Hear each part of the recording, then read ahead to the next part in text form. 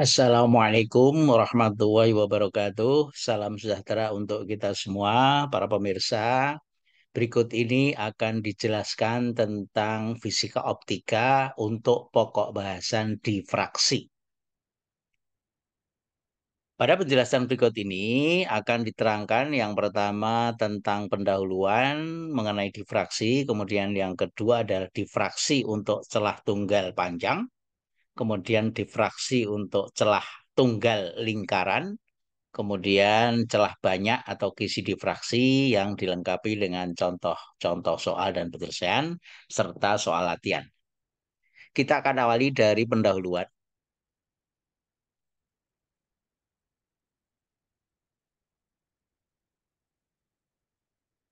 Pengertian difraksi adalah pelenturan atau pembelokan gelombang karena melewati penghalang atau celah sempit. Jadi kalau digambarkan, itu ini ada sebuah celah sempit, kemudian disinari dengan cahaya panjang gelombang lambda. Nah, maka berkah cahaya itu akan melewati celah sempit ini, akan dibelokkan atau dilenturkan. Bisa ke arah atas atau ke arah bawah yang diamati pada layar yang dipasang pada jarak L. Nah, itu adalah pengertian dari difraksi.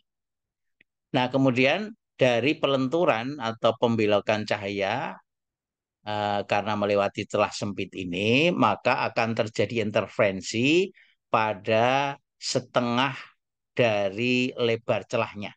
Jadi kalau lebar celahnya D, para pemirsa, maka berkah cahaya yang akan mengalami interferensi di layar itu adalah di bawah celah bagian atas dengan setengah D di bagian bawah. Kemudian di bawahnya dengan setengah D di bawahnya lagi. Demikian seterusnya. Nah, kemudian berkah sinar-sinar ini akan berinterferensi pada layar dan terjadi gelap terang. Nah, itu adalah fenomena difraksi dan peristiwa interferensi.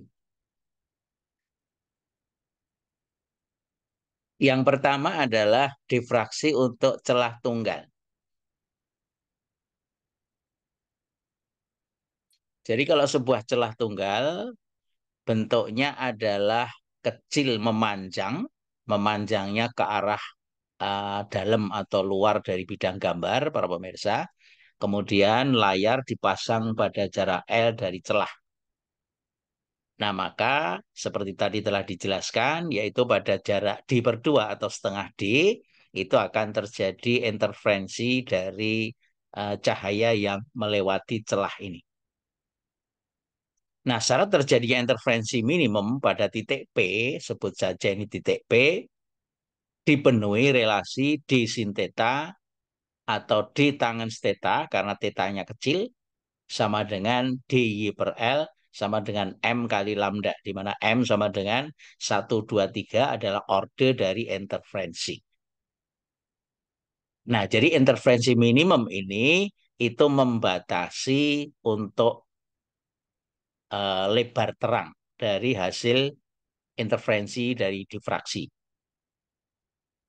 Nah, kalau gambarnya kita perbesar, para pemirsa, ini celahnya, kemudian ini tetanya, jarak dari celah ke layar cukup jauh, sementara lebar celah sangat sempit, nah sehingga nilai theta itu kecil. Maka nilai dari tangens, sinus theta tadi bisa diganti dengan tangens. Atau nilai Y adalah posisi hasil interferensi dari pusat terang, kemudian dibagi dengan L. L adalah jarak dari celah ke layar. Nah, ini adalah peristiwa interferensinya, yaitu pada posisi setengah dari lebar celah. Nah, sehingga hasil interferensi minimum itu menjadi batas lebar dari terang atau maksimumnya itu menjadi D sin theta sama dengan D tangens theta sama dengan DY per L sama dengan M kali lambda, di mana M-nya mulai dari 1, 2, 3 dan seterusnya adalah orde dari interferensi.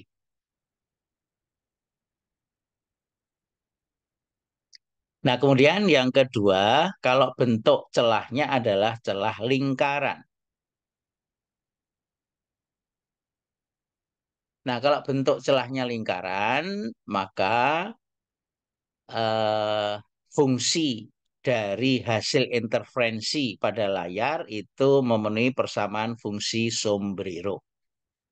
Sebelumnya akan dijelaskan kalau celahnya lingkaran, sebut saja diameternya D, kemudian disinari dari belakang celah dengan gelombang datar. Setelah terdifraksi, maka perlu bantuan lensa positif untuk memfokuskan hasil interferensi yang diamati pada layar.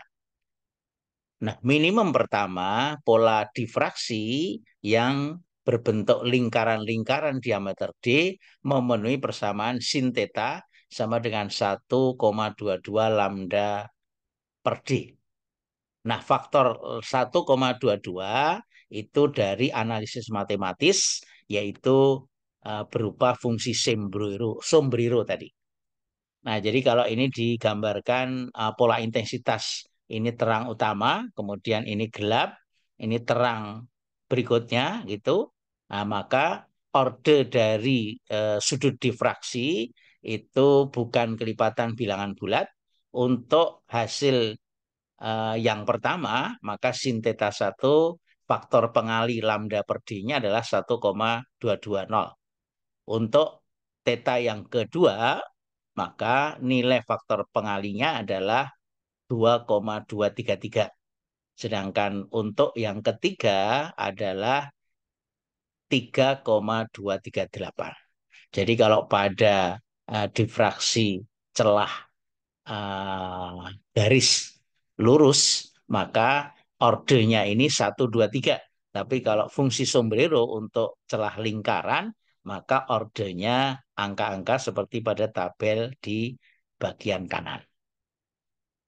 Nah, jadi secara umum, maka hasil D sin theta sama dengan M kali lambda, nilai M-nya urutannya adalah seperti pada tabel di atas.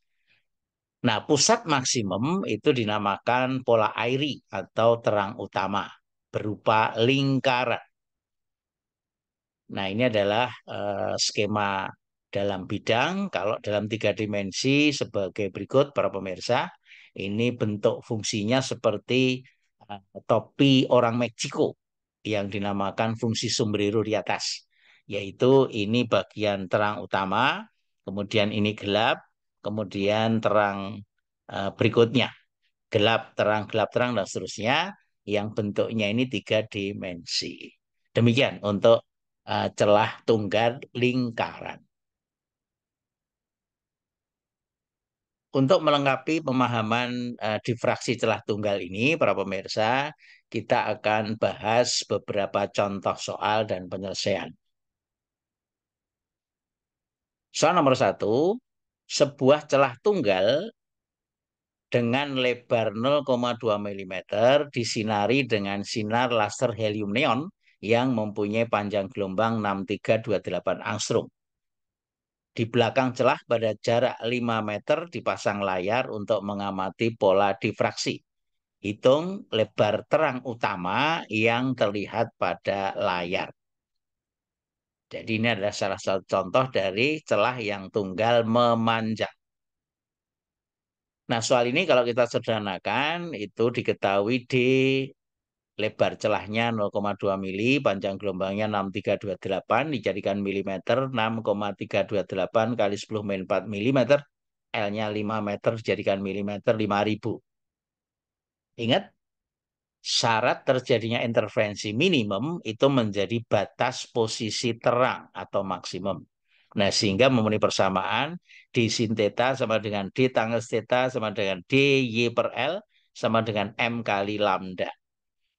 Nah, sehingga nilai dari Y itu sama dengan M lambda L per D. M-nya adalah 1 untuk terang utama, lambdanya 6,328 kali 10⁻⁴ milimeter, kemudian L-nya 5.000 angstrom, 5.000 mili, maaf, dibagi dengan D-nya 0,2 mili. Jadi kalau kita hitung ketemunya 15,82 mili.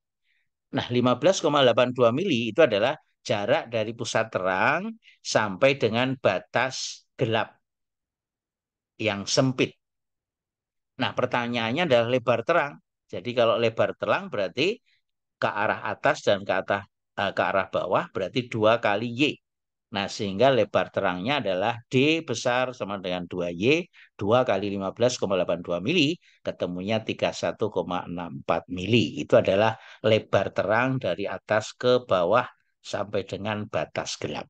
Demikian para pemirsa.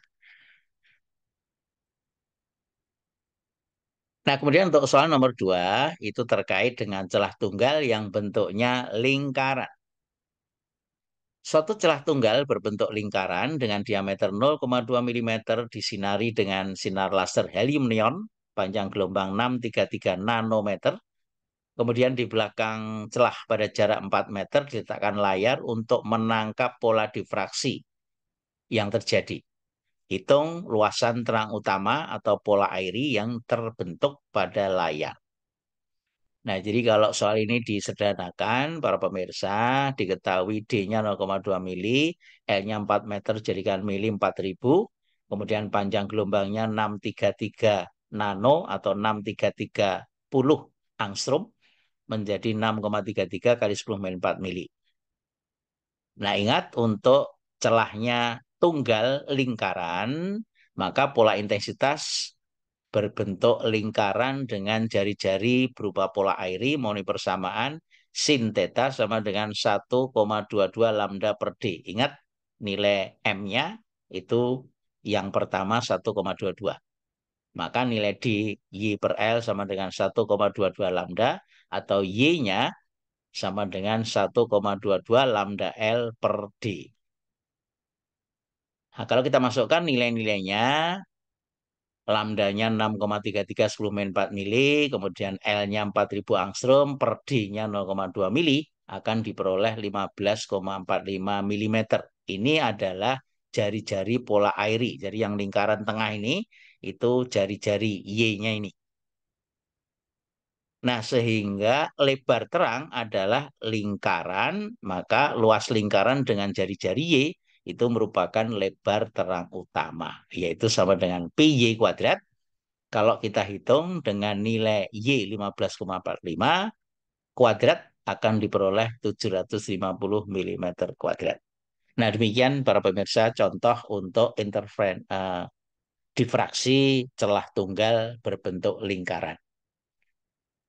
Nah, untuk selanjutnya akan dibahas isi difraksi yang akan dijelaskan dalam video selanjutnya. Sekian, terima kasih atas perhatiannya. Assalamualaikum warahmatullahi wabarakatuh.